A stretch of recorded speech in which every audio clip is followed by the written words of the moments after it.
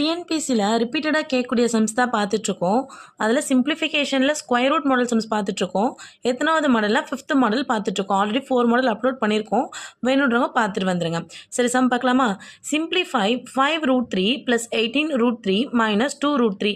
இந்த சம் வந்து 2019 டிஎன்பிசியில் கேட்டிருக்காங்க. ஸோ இது எப்படி சால்வ் பண்ணுறதுன்னு பார்க்கலாமா? மொத்தத்தில் எத்தனை டேர்ம்ஸ் இருக்குது பாருங்களேன். 1 2 3 மொத்தம் 3 டேர்ம்ஸ் இருக்குது. 3 டேர்ம்ஸும் பாருங்களேன். இதுவும் √3 டேர்மு, இதுவும் √3 டேர்மு, இதுவும் √3 டேர்மு. ஸோ அப்போ √3 வெளியில் காமனாக எடுத்துக்கோங்க. ஓகேவா? காமனாக வெளியில் எடுத்து எழுதிக்கோங்க.